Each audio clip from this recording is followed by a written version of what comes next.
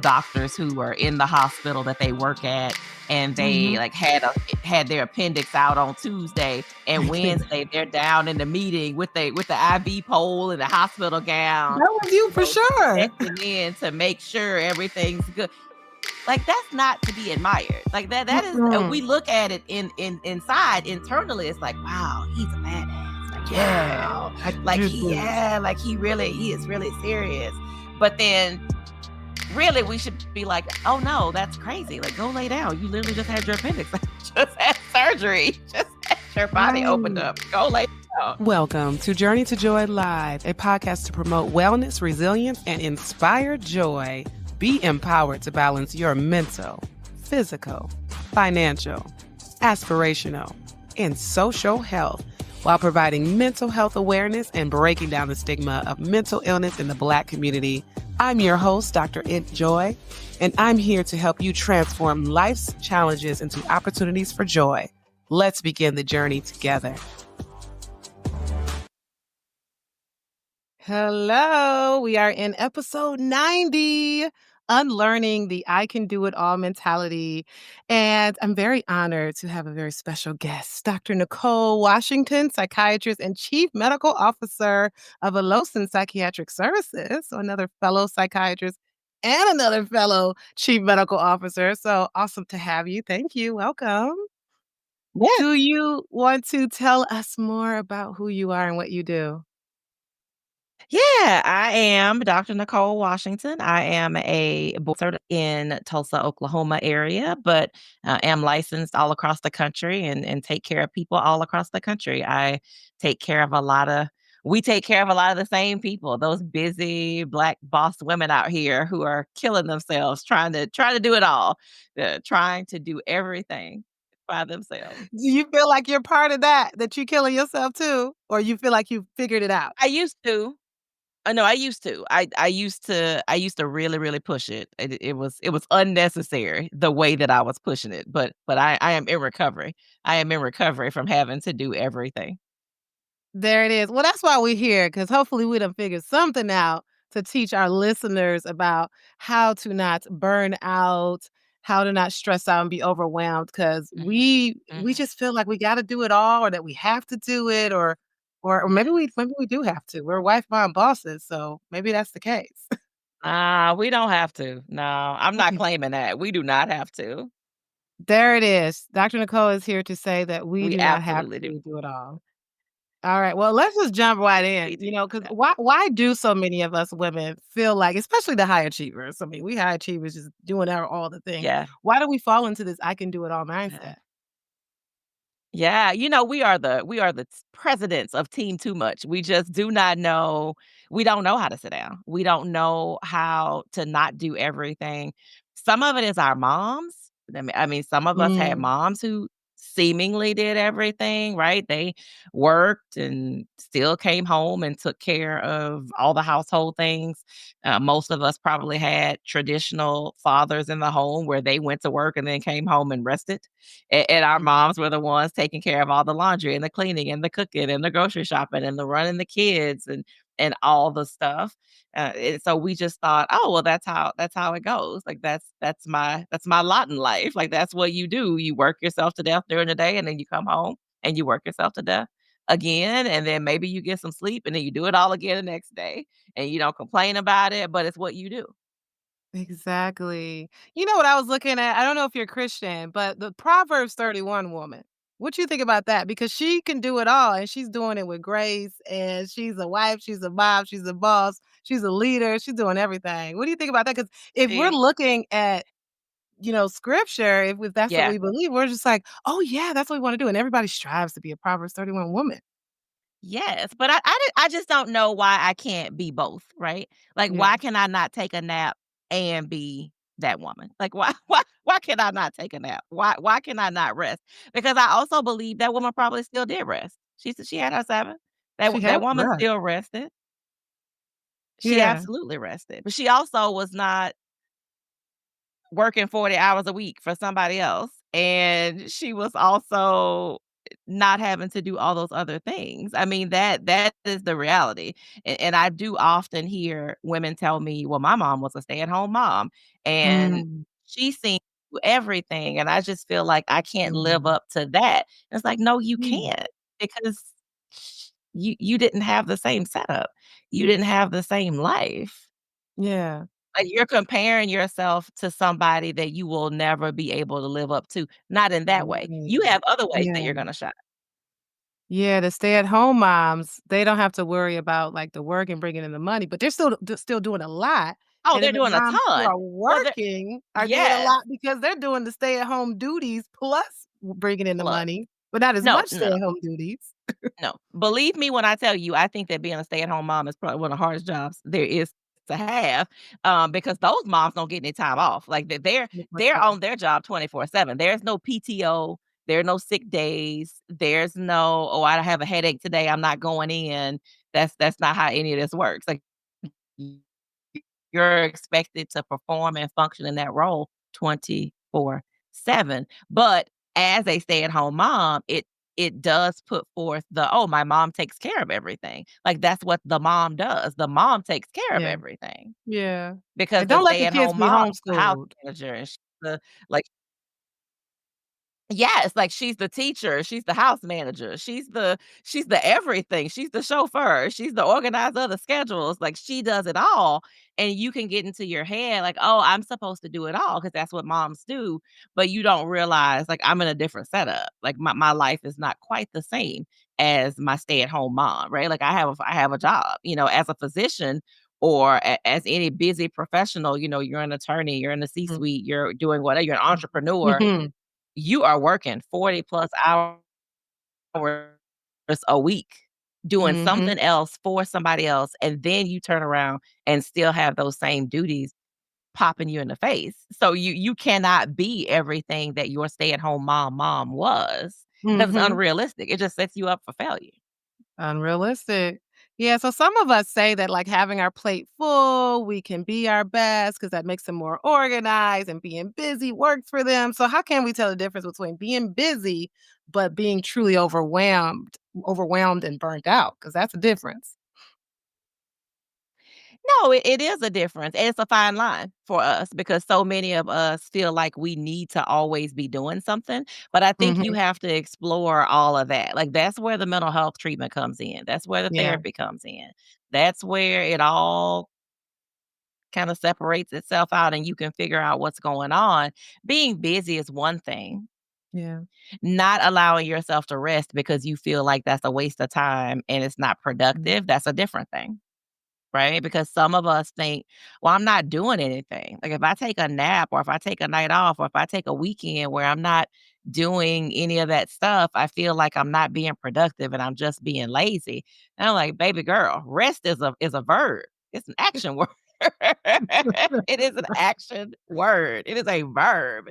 It is not you doing nothing. Like, resting is a thing that we all need to be doing. So I do think we have to figure out the whole, like, okay, busy, productive, resting, like, where does it Mhm. all fit together?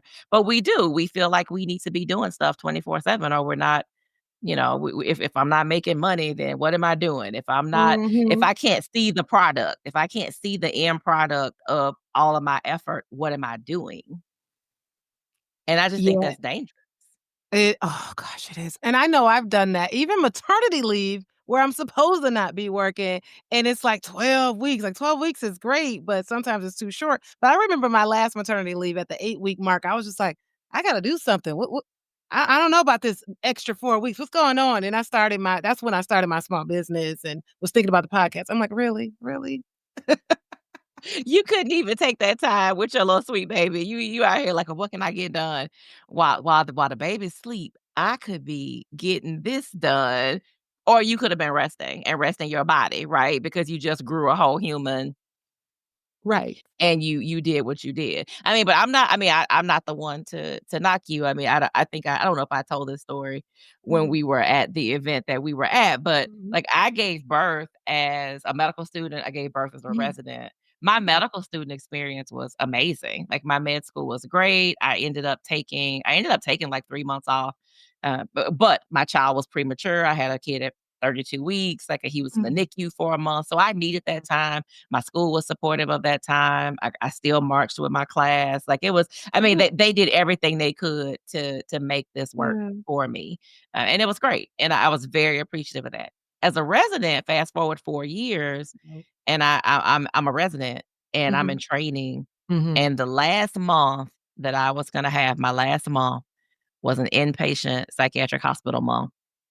I took Mhm. call every other night for the first 11 nights because my male counterparts who I was on service with Mhm. were a little gripey about having to take extra call. Yeah. So I took the every other night call. It wasn't in-house. It wasn't like I was sleeping at the hospital. It wasn't that. But it was just the fact that I was having to be there late, here I am literally about to pop, like I'm huge Ugh. and miserable, but I'm doing this to accommodate the other people on service, right? Because I didn't want them to think that I was slacking or lazy or, "Oh, here she's having a baby and now she can't work." And so Yeah. I took call. I took my call for the month because heaven forbid, somebody had to take an extra shift to call.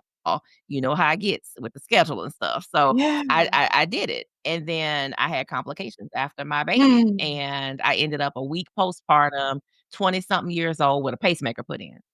Ah, yes, you And here did I tell me was. that.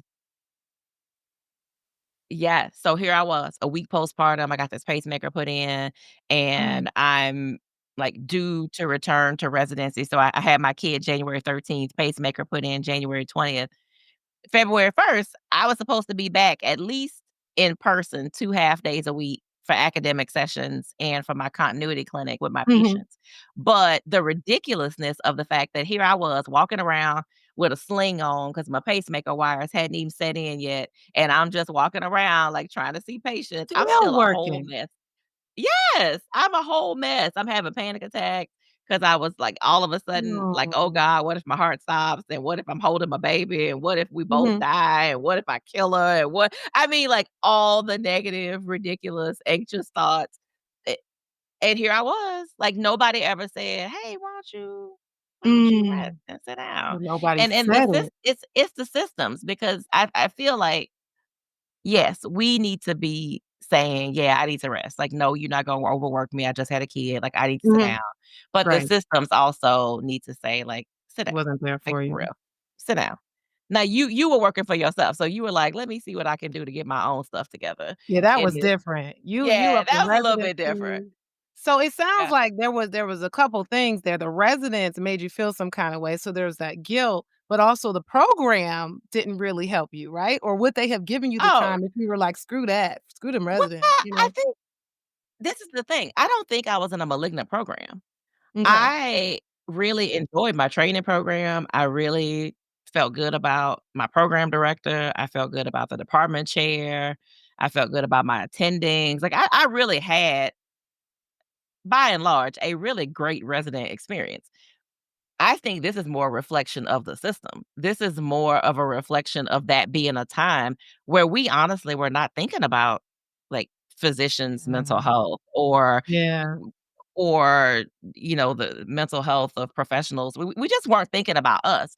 It was like, "No, you work yourself to death." I mean, we've all heard these stories about, Yeah. like, you hear these stories in medicine, it sounds crazy to other people, but you hear these stories about, doctors who are in the hospital that they work at, and they, Mhm. like, had their appendix out on Tuesday, and Wednesday, they're down in the meeting with the IV pole and the hospital gown, That was you for sure. checking in to make sure everything's good.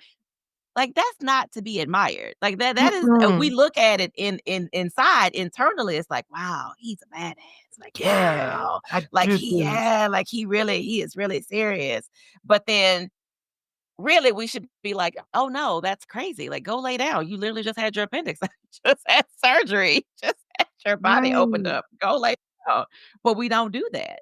Yeah, like, "Oh, I can do it all. This is great. I'm amazing, but then at what expense?" And you are literally the definition of what Beyoncé said in that song, "Girls who bear the children and get back to business," 'cause you really was doing it. Even though you were having a pacemaker and everything, you were back to business. Yes.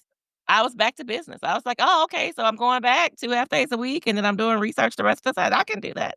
Yeah, I can do that." It just never occurred to me not to because the system conditioned Mhm. me to not ever consider not to. The system never System. talked about taking care of yourself and your mental health. I mean, I don't know when you went through school, but I don't ever remember talking about, like, mental health. I can't say that. We had a stress we had a, like, stress management course that Wellness was or run whatever. by the 2nd year. So, as a 1st year, you took a stress management course, and your leaders were some 2nd years. But we were literally the blind leading the blind, right? Because we didn't Yeah. know anything about managing our stress, and here we are Mm-mm. supposed to help some 1st Especially years work second through. years.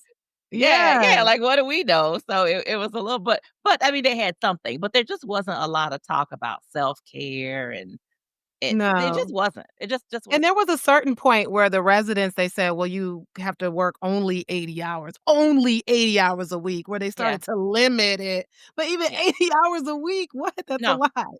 It is a lot, and I think it's worse for us, right? So Black women in medicine, really in any field, Black women, you're whatever field you're in, the higher you get up there, Yep. the worse this becomes.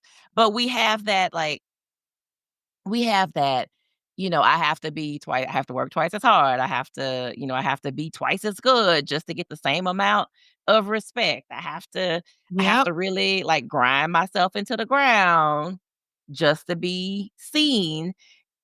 And and that's ridiculous. I mean, it is Uh, ridiculous that we have been put through that yeah. kinda all these years. And I think in recent, weeks where we saw that one political commentator make the statement about if he sees a Black woman surgeon walk in a room, he assumes she's a DEI hire. He Mhm. assumes that. I think for a lot of us, we were like, Mhm. "Absolutely, you do." That's why we out here busting our butt now because of people that think like you. But at the end of the day, I'm busting my butt and you still think like that. So I so I could maybe take a break. I can go take that nap because you gonna Just believe might what as well you take want. the nap. Right. Exactly. You don't At think I'm some the end kind of of the day. way. It's always gonna be, "I'm just not doing enough." Yeah. Like you could work 120 hours a week and they gonna say, but you didn't smile when you did it. When I said hello to you, you didn't make eye contact with me and you didn't smile. When we invited you to happy hour, you didn't show up. When Mhm. you didn't seem like you want to be here. It's just a lot. It sure is. So we're talking about a lot here. There's a lot to undo and a lot to unlearn. We talked about our generational. There's something there like, oh, mom did it, so let me do it. Then there's the system that you mentioned. The system puts us pressure, and then of course, as a Black woman, there's extra system on top of that. Mhm. So what is a powerful mindset? Maybe a few different types of mindset shifts that we need to make that can help us break free from feeling like we have to do it all. Well, I mean, I one of the biggest things is I think it comes down to the fact that we can't. So we will always feel like a failure if we expect the unrealistic from ourselves. So Mm. if I Mm. say, "Oh, I'm gonna start working out and my goal is to be able to lift my car," I'm never gonna be able to lift my car. So I'm always gonna fail. I'm never gonna reach my goal. I'm always gonna feel bad about myself. I'm always gonna feel like I'm not strong enough. I didn't work out hard enough. I didn't do enough. Maybe it's my diet. Girl, you were never gonna lift that car ever. What's gonna happen? So I think we have to shift the whole like, is my expectation of myself realistic? And if Exactly. it's not, you will always feel like a failure. You will Mhm. 100% never you will never meet your expectation if your expectation for yourself is unrealistic. Oh, that's real good. Examine your expectations because a lot of Yes. times we are thinking too high and it's just like, "No, you can't do that. You really aren't a superwoman," even though it feels good. So Right. my big sister, she used to always say, "Oh, you superwoman." I'm like, "Oh, yes, thank you. I can do it all." But it's just Yeah. like, "No, but I can't." No, I can't, and I don't want to. Like, how about that? Like, not only can I not, but I don't even want to do it all. But that's the whole, like, oh, I don't know, that's the big one for me. Like, the biggest one is the whole, I need to, reset my expectations. So we talk about level setting our expectations. That is the big one. Like, I will forever disappoint myself if I give myself unrealistic expectations. And we don't do it to other people. So we can tell Expect that. our Yeah. friends "Girl, you know you can't do all of that. What make you think you can do this and that, and you doing this and you doing that, and you know, you are working all week, and then the kids are in their extracurricular activities, and then you trying to do Jack and Jill, and you in your sorority, and you are doing this, and the kid has this, and you trying to go to the school events, and like you trying Say to it do too much." You're right. We tell other people that, but then for all the us, we time. like, "But nah, that's not for me. That's not for me. Right. That's for somebody else. That's not for me." Oh, yes, that is something else. We put it on other people. Yeah, we're like, "Oh, you shouldn't do all that to yourself," but then we do it to ourselves. I think the other shift Mhm. comes it is part of that setting the expectation and knowing what's possible. I do think we have to remember, and I remind myself, I have a sticky note that says there are only 24 hours in a day. Yeah. So there's only 24 hours in a day, Mhm. and you only have 100% of yourself to give. Oh, That's it. That's all you have is 100%. Like, that's all you have. nothing So more. for everything that I say yes to, that means I'm pulling percent away from something else, Yep. right? I'm pulling it away. It has to come from somewhere. You only have 100%. So Yeah. if I take on this, and if I'm always saying, "Yeah, I think I can do that. Yeah, I can add that. I can do that." It's 100% accurate. Like, people say, "Well, I can do it all." You can do it all, but can you do it all well? Or can Mhm. you do it all to a level that you're proud of the end product? Can you Mhm. do it in a way that makes you proud of how you showed up? And the answer Exactly. often is no, because we say, "Oh, I can do this, I can do that." You can, but you're pulling from something else. So what are you pulling from? Am I pulling from the time I could be spending with my children? Am I pulling from the time I could be spending from with my husband? Am Yeah. I pulling from the time that I could be working out or meal prepping or Yep. doing all those things that I say I wanna do? I'm Christian and my faith walk is important to me. Am I pulling it from the time that I say Imma dedicate reading my Bible every day? Yep. Am I pulling it from my prayer time? Am I pulling it from checking in on grandmama because I hadn't talked to her in a while because 'cause I've been too busy? And where Mhm. am I pulling it from? Because it's coming from somewhere. Ooh.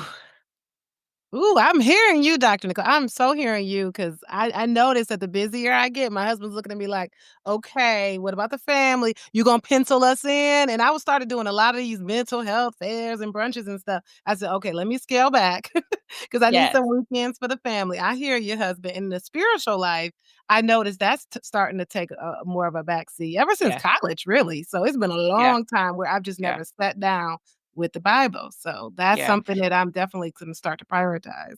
Yeah, and that's been one of my goals that I have set for myself. Now, because I do often, like you say, you get busy, and that's the thing that you let go because 'cause you're like, "I'm too tired. If I start trying to read right now, Imma fall asleep right here in this Yep, book. yep. If I get on my knees to pray, I might fall asleep on the side of the bed because I have gotten on my I have been there. But I You just started the think prayer. we we just have to. Right. Right. All I can say is, Jesus knows my heart. Like, he knows my heart. He knows my heart.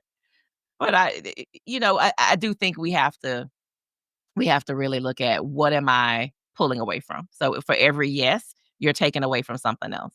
And that means that you probably have some other things that you're not going to do as well or as wholeheartedly or to the level of product that you would like to put out. And then what does that do? Then you start feeling like a failure again. And you start feeling like I'm not good enough. I'm not doing enough. I'm doing all these things, but I feel like I'm not doing any of them well. Well, you're not because it's too many. Like, you 24 hours in a day, you only have 100% of yourself to give, but you've committed yourself to something that would require you to have much more. Mhm. I mean, we have to. Like, our yeses should be very strategic. Yeah, yeah. If I can't do it now, can I do it later? And maybe I don't Yeah. have to do that thing at all. Yeah, yeah, and I do think when we, learning how to say no, we talk about that all the time. Like, we don't say no because 'cause we're like, "Well, if I say no, then that might make me look like I'm being angry, right? I'm that oppositional, not team Yep. player black woman, so I gotta say Gotta be yes. assertive. Yeah, like, I gotta go ahead and say yes, because then they gonna think I'm being lazy or I don't wanna do my part. But then you look up and you end up serving on 50,000 committees. You Mm-mm. working on all these work groups, like, you get nominated for all kinds of things because they like, Because "Oh, they know you gonna do the work. Dr. Amina always gonna say yes. Let me go to her every time." Wow. Meanwhile, your male colleagues are like, "Mm-mm, no, no, I can't do that. No, sorry, my plate's full. I don't have time They're for gonna that." say no. Yeah. So, like, I ask this question a lot, especially as I'm focused on our high achievers, our wife by bosses. I'm gonna ask it again to you because I wanna know your answer. So, how can us working moms and leaders set boundaries without feeling guilty or like we're letting people down, just along the lines of what you're talking about? How can we take that step Yes. forward? It is hard not to feel guilt, especially when it's good causes. Yeah. When it's good stuff and you're like, "Oh, that would be I think I would enjoy that. I think that would be great." Mhm. But it just might be that everything sounds great. And you still have to think about the pie, and you have to think about what am I giving myself to, and you have to think of the priorities of things, what are those things that are higher in priority? Because a lot of times we say that there are things that are more important to us, but if you look at our time, that's not true. So we say that our families are more important, our kids are more important, my relationship with my husband is more important, my relationship with God is the most important. But if you look at the percentages of time and the amount of time that we're giving, it doesn't all add up. Doesn't Yeah. always add up. And Yeah. it's so I do think, when that guilt sets in, we do have to sit down, pen to paper. Like, that's why I keep a paper planner still. Like, Yeah, good.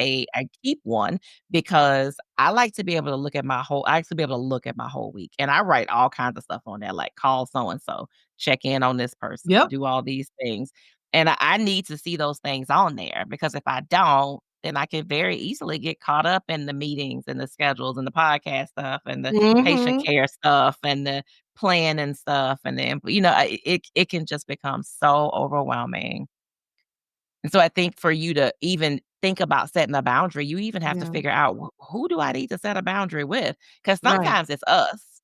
Like, we need to set the boundary with ourselves. With Um, ourselves, yes. because we think we have somehow convinced ourselves that we are so important and so Yeah. valuable that, like, well, I need to do this because if I don't do this, then this won't happen. Or if I don't do this, Yeah. sometimes it's just gonna be that it just don't need to happen. Well, sometimes I get FOMO. I have this FOMO about I'm supposed to be doing that. Like you mentioned the sorority. I'm mental health, right? So if I see that they're doing something mental health and I'm not involved, I'm just like, wait, but I'm mental health expert. I'm supposed to be doing that. And I say, no, you don't. There's other mental health Right. professionals. They can do it. It's Exactly. so weird. The Exactly. FOMO. Exactly. And in that setting, though, I think that's us, right? Because we have always existed in settings where if there was a Black woman doing it, it was probably us because there Ah. weren't other Black people that were doing it.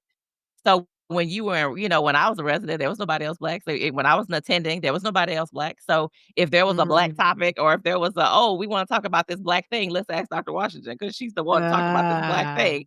And then, in those settings, I think it's good to just recognize, like, this is a wonderful thing that they have enough Black women available to talk about mental health that I don't have to always be the one. Let me just show up and sit in the audience and go, "Ooh, amen, girl, that was good. Let me get a pearl for a change. Let me Yeah. get a little word of wisdom. Like, let me get something. Let me not be the one giving it." That's a good feeling. And so you have to remind yourself that that's a plus. Yes, I have to do Because these that. people have convinced us that we gotta be the one. Yes. Yes, the people, the system, and we convince ourselves Yeah, that we gotta it's be which convinced you us, don't well, have you to be have the to one. do it. Exactly. Like, you have to do it. I don't have to do it. My grandma used to say, "I don't have to do nothing but stay black and die." That's what my grandma used to say. I don't Well, but my okay, grandma too. used that's what she said. She said, "I don't have to do nothing but stay black and die." That's So, awesome. those are the 2 things I have to do. Don't tell me what I have to do. Oh, that's awesome. Okay, lastly here for our overwhelmed woman, what is one thing that someone can do right now, like the first step, even if it's a small step, that they Mhm, can do right now, today, to reclaim their time and energy? Because we all need to mhm. reclaim our time and energy. What can you do right now? You can give yourself 10 minutes before you go to bed Mm. for you. 10 minutes. That's not a lot of time. I'm not Mm. asking you for 30. I mean, you can build up to that, but I'm asking you for 10 minutes to do whatever. That 10 minutes might be you sitting in silence, doing nothing. That 10 minutes might be you, doing a meditation. That Mhm. 10 minutes might be you coloring in that adult coloring book that you bought 2 years ago that you haven't opened a page on. That could be that, right? That could be you writing in one of the 10 journals that you have on your bookshelf that you have yet to open that you have not used Just yet. 10, yeah, exactly. That could be you just sitting with that candle that you never burned that you bought, Mm. and you probably have 50 of them in the closet, and you don't burn any of them because you don't have time to just sit and burn candles. That might be you burning that candle and reading 10 minutes of a book. You might listen to a song, listen to an artist who you've been wanting to listen to. 10 minutes, that's it, Oh, that's good. just 10 minutes. That's a real easy, small thing. Even if It's you a feel small like, thing. "Oh, it's already too late," give yourself that 10 minutes. 10 minutes, like 10 minutes. 10 Thank minutes. you. That's all I'm giving, 10 minutes, 10 minutes. That's good. I'm already thinking about what I can do with those 10 minutes. It's too many things, so I have to narrow it down. Well, guess what? It's every day. You can alternate. You can Different alternate, right? things, You can different start things. planning out your 10 minutes. You're like, "Ooh, tonight Imma do this. Ooh, tomorrow though, Imma do this." Hey! Like, right? Yeah, and then you'll realize how much it helps that you'll start extending that 15 minutes, 20 minutes, and you're like, "Okay, Yeah. this is working out. Maybe I can get up in the morning a little earlier and do 30 minutes." So, yeah, that's a good small step to start. Thank you. All right, so you are on Journey to Joy Live, and I ask all my guests what your personal journey to joy has been like. So share with us your Um, journey to joy. my personal journey to joy, really came I mean, it just I don't know. I had so many years of joylessness th Yeah. that really, for me, I will tell you, this is, like, 2020, I'm doing locum, so, like, doctor temporary travel work, and I'm going to Wyoming Mhm, for the month of March of 2020. mhm. So I'm like, "Okay, I'm going to Wyoming Yeah. in March of 2020. I'll be there the whole month." And I had already set like, this gonna be my month. Like, I'm gonna reset some stuff this month because I was gonna be away from my family for an entire Yeah. month. I was gonna be in Wyoming in the freezing cold, so I was not gonna be distracted by anything. Like, I was gonna be working, and I was gonna be going right to that hotel, and that's where I was gonna be. And so I said, Right. "Okay, I'm gonna make some changes." And so I started a practice of meditation during Oh, that time. And then little did I know yes, that the sir. world was about to fall apart because it was Exactly. March of 2020. I had to, Right, I that's get what I'm there. waiting for. I'm Yeah, like, like March 1, I'm like, "Okay, here I am. I'm in Wyoming. This is great." And then like the world is literally falling apart. And I was like, "Wow. Okay, this is a lot," because then again, I'm away from my family. So there's so much uncertainty, and here I am states away in Wyoming. yeah. Which, I mean, honestly, there's so few people in Wyoming, their numbers were so low from a safety standpoint, it's probably Right, the best right, you're place to good. be clinically, but it was just like, "Oh my gosh, like, what's happening?" But Yeah. having started that practice on March 1st when I got there, really was what helped me continue that, Mm. and I continued it, and so there are very few days that go by that I don't meditate now. Mhm. Mm. But that practice, those things that I've put in place have allowed me the opportunity to feel at peace Yeah. when everything around me is, like, feeling seemingly chaotic. Like, right now, the world is falling apart around us. There's all this negative news. There's all this bad stuff, and meditation has put me in a space where I haven't felt that, right? And so for me, when I feel peace, I feel joy. Mhm. Like, that's Mm. my that's Okay. my joy, right? Like, I can laugh and have a good time and feel happy, but I can also be stressed and find something to laugh about. But when I can find peace, like Mm. for me, when I can find peace, even when things around me are chaotic, Mhm. that is where my joy lies. Yeah, that just shows that joy comes from within, and Yes. despite everything around us, we have Yes. control based on what we do or how we think, so that's really good. Absolutely. So for me, peace is where my joy. my joy. Yay, that's So great. Well, thank you so much, Dr. Washington, for coming on Journey to Joy Live. We can find you at Dr. Nicole Psych on LinkedIn. Not on LinkedIn, Instagram. You are on you can find LinkedIn. me Instagram, Right. LinkedIn, Facebook, wherever you wanna go, that's my handle. Dr. Nicole's like, that's where I am. Well, there you go. So I was right. And then you have your own podcast, the Black Woman's Confidant podcast. How often do you do yours? How often can we find it? My episodes come out every 2 weeks. Oh, nice. Good, good. Every 2 weeks, and Dr. Joy is gonna be on my Yes. On podcast. Friday. Yeah, she's gonna be on. Her episode will be out. I will tell you when. I'm not sure when, but I don't do mine live, but it will Oh, come right. We're out. recording on And Friday. yes, we're recording on Friday, and, it's been it's a labor of love. Podcasting I love it. is a Yeah. labor of love. I've gone through a rebranding. My name of my podcast didn't used to be The Black Woman's Confidant. It used to be something Mhm. else, and Gotcha. Well, you doing your thing. it's just, sometimes we have to do what we need to do. Yeah. All right. Well, thank you so much for your time. I appreciate you. I appreciate you, and I look forward to having you on The Black Woman's Confidant, and we'll make sure everybody knows when that airs. Hey, thank you. This has been an Enjoy Life production. If you're in a crisis, don't hesitate. Call, text, or chat 988 for immediate support. Please note, this podcast is for informational purposes only and is not a substitute for professional treatment. If you're looking for therapy or medication management through Enjoy Life, visit www.drenjoylife.com to request a consultation. I accept Aetna for Georgia residents, and out-of-pocket services are available for others. I'm licensed in Georgia, Florida, Michigan, Tennessee, Maryland, Wisconsin, New Hampshire, Illinois, Virginia, and Minnesota. Be sure to grab your copy of the Enjoyno on Amazon for $39.08 to help you on your wellness journey. And remember, Journey to Joy Live is every Thursday at 7 p.m. Thank you for joining me. And until next time, may you continue to transform challenges into joy.